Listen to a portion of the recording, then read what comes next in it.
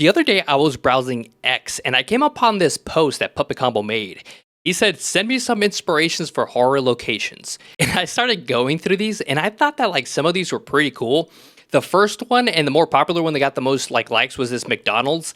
And I actually thought that it was like pretty terrifying. It's like this two-story McDonald's, but it's fake. I actually did some research. I was trying to find this exact place, but this photo's AI.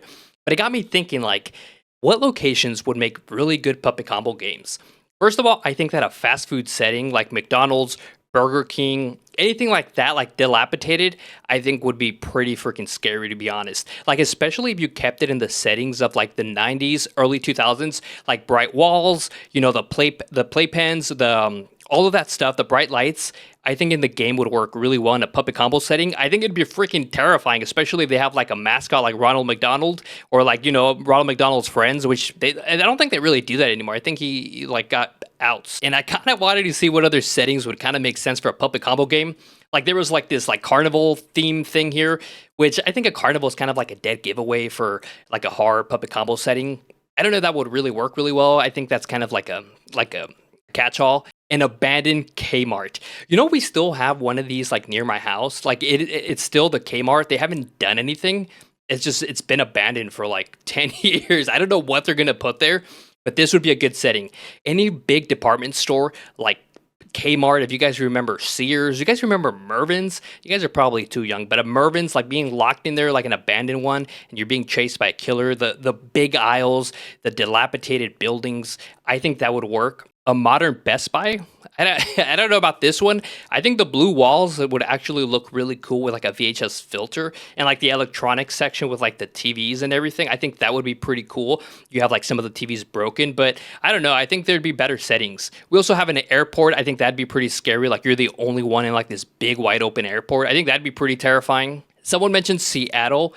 I mean, at least I think that's Seattle, but yeah, I think the crackheads and like all the druggies in Seattle would be pretty freaking terrifying. It reminds me of the Night Ripper. You remember like the crack dens and like the dilapidated urban decay? I think that's what it reminds me of. But as I was going through these, it got me thinking like what I think would make really good Puppet Combo settings, and that's pretty much the gist of this video. These are my ideas. I'm gonna throw in my 5 pitches of what I think would make really good Puppet Combo settings. My first idea would actually be not an abandoned Kmart, but an abandoned JCPenney. Okay, like think about it. Every major mall probably has a JCPenney. Yeah, they're mostly all closing down and they're mostly all abandoned, but for the most part, the building is still there. It's still intact. Every dead mall has one, and it's always the biggest building in the freaking mall, and it's always empty, and it always smells like freaking piss. And JCPenney would be really perfect in a Puppet Combo game because the stores were never really meant to like feel empty. If you go to any JCPenney right now, it's crazy, man. The aisles are wide, it's empty, the lighting is bad, the mannequins are all like broken. I was at a JCPenney maybe like 3 months ago because I had to buy clothes for work, and man, that place was freaking abandoned. Like even the escalators weren't working. Like I went to the fitting rooms and like all of them were just like unkempt. Like it was crazy. Like no one does anything at those stores anymore. It is so freaking eerie. And I think for me personally, a JCPenney would be terrifying because I have fond memories of like back to school shopping there when I was a kid with my mom, and then I would lose my mom and it was freaking scary. And then I'd always hide in like the circular rack, like where they have the jeans, and then you just go in there as a kid. Like imagine hiding there from a killer that's like slowly walking the aisles. It's freaking terrifying. To me, a JCPenney kind of reminds me of like a Puppet Combo side character. Like it's still alive, but it's gonna die. Like JCPenney's gonna go out of business in maybe like a year or two. I think they already actually are liquidating most of them. So like a Puppet Combo side character, they're gonna die. It's only a matter of time. And the setting actually would remind me of Meat Cleaver Mutilator. There's a part in the game where you explore an abandoned grocery store, and it is so freaking scary. Something about buildings that used to have a lot of life, a lot of people kind of crowding around. Watching those places just be empty, it is terrifying. Something about like the stillness when it used to be so crowded. It reminds me of the game Manhunt. Like I think that relies really heavily on like dilapidated buildings, graffiti, broken windows.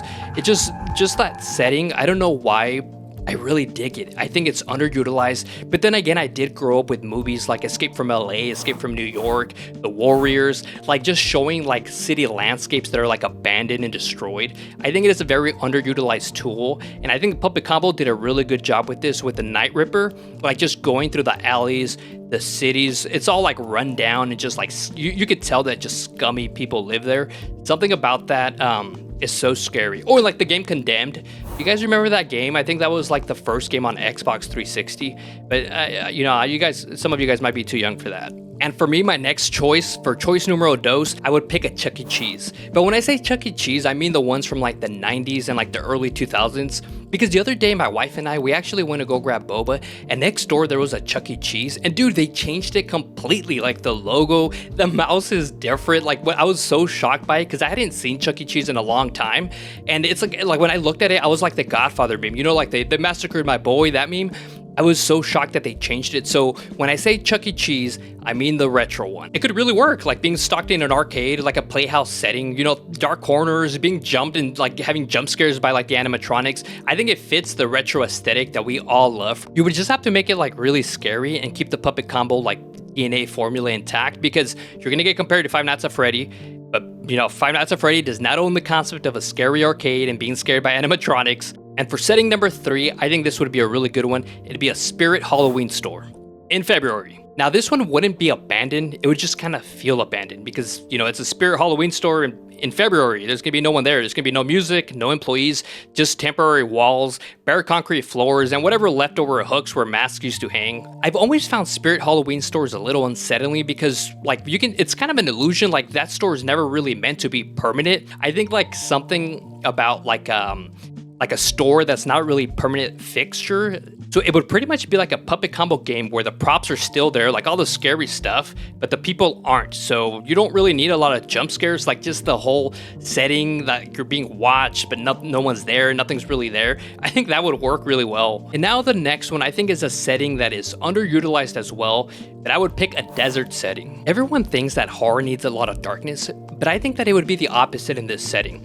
Like think about like sunset, you know, dusk, like when the sun starts to set and then you get that pink sky. So in the desert, imagine that setting and you're being chased by a killer and there's no one there around you. Like it's open white space, no one there. I think that'd be freaking terrifying.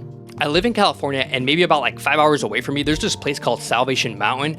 If you haven't heard of it, Google it. It's like this big area, like these big mountains that people pretty much painted over. There's a lot of art installations. Someone like put a big cross on the mountains.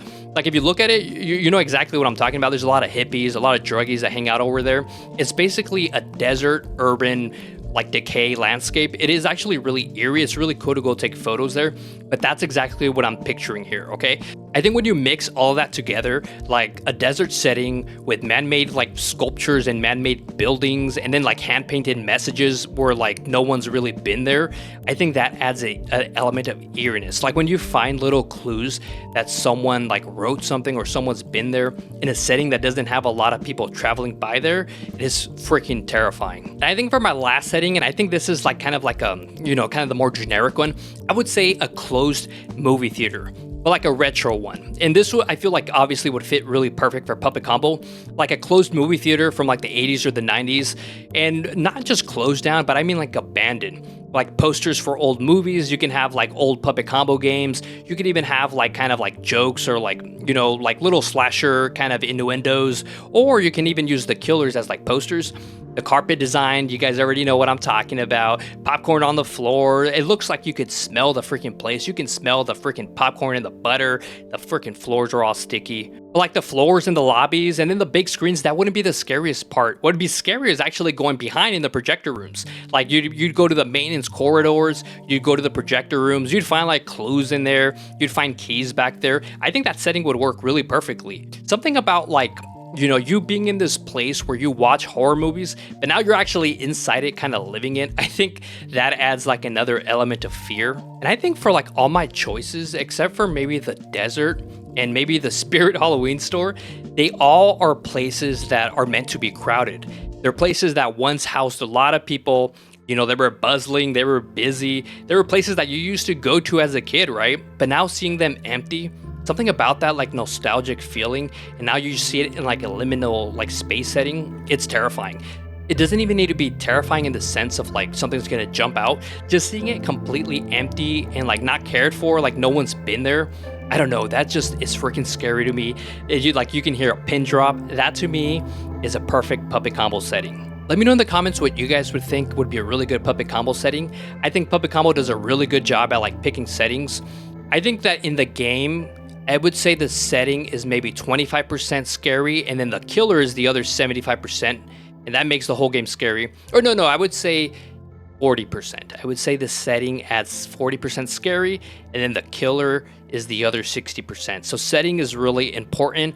I think it pretty much makes or breaks the game. So I'm really curious. What do you guys think? Like, what would you guys pick in where you guys live? Like, what areas? Let me know. But yeah, I wanted to throw a little quick video together for you guys and just kind of chit chat for a little bit. I'm working on 2 really long videos, so bear with me. The editing kind of takes a little bit. It's a little long.